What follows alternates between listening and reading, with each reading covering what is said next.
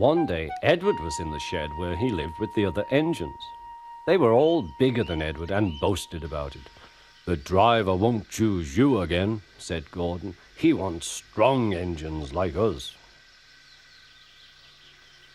But the driver and fireman felt sorry for Edward.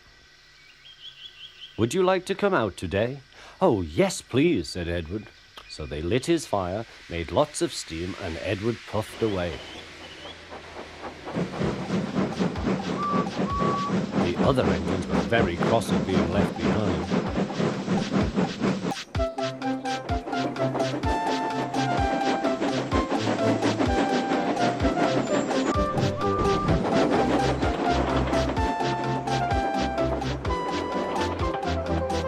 Edward worked hard all day. The coaches thought he was very kind, and the driver was very pleased.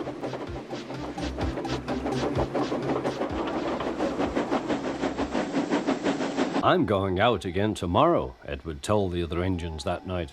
"What do you think of that?"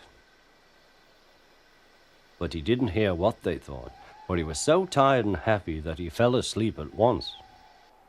Next morning, Edward woke up to find nothing had changed. Gordon was still boasting. "You watch me, little Edward, as I rush through with the express. That will be a splendid sight for you. Goodbye, little Edward. Look out for me this afternoon."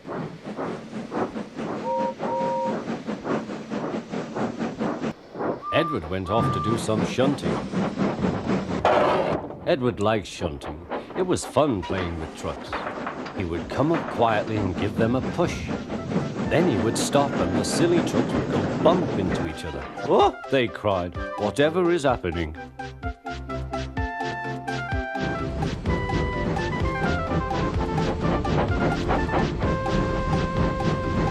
Edward played till there were no more trucks. Then he stopped to rest. Presently he heard a whistle. Gordon was very cross. Instead of nice shining coaches, he was pulling a lot of very dirty trucks. "A goods train, a goods train, a goods train," he grumbled. "The shame of it, the shame, the shame of it." Edward laughed and went to find some more trucks. Then there was trouble. "Gordon can't get up the hill," the porter called to Edward's driver. "Will you take Edward and push him, please?" They found Gordon halfway up and very cross. His driver and fireman were talking to him severely. "You're not trying." "I can't do it," said Gordon. "The noisy trucks hold an engine back so." Edward's driver came up. "We've come to push." "No use at all," said Gordon. "You wait and see," replied Edward's driver. They brought the train back to the bottom of the hill.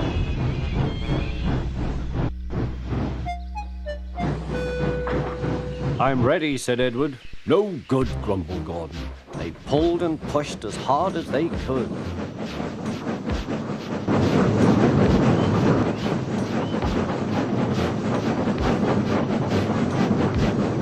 "I can't do it, I can't do it, I can't do it," puffed Gordon. "I will do it, I will do it, I will do it," puffed Edward. Edward pushed and puffed and puffed and pushed as hard as ever he could. And almost before he realized it, Gordon found himself at the top of the hill. "I've done it, I've done it, I've done it," he said proudly. He forgot all about Edward and didn't wait to say thank you. Edward was left out of breath and far behind. He ran on to the next station, and there he found that the driver and fireman were very pleased with him. The fireman gave him a nice long drink, and the driver said, "I'll get out my paint tomorrow and give you a beautiful coat of blue with red stripes. Then you will be the smartest engine in the shed."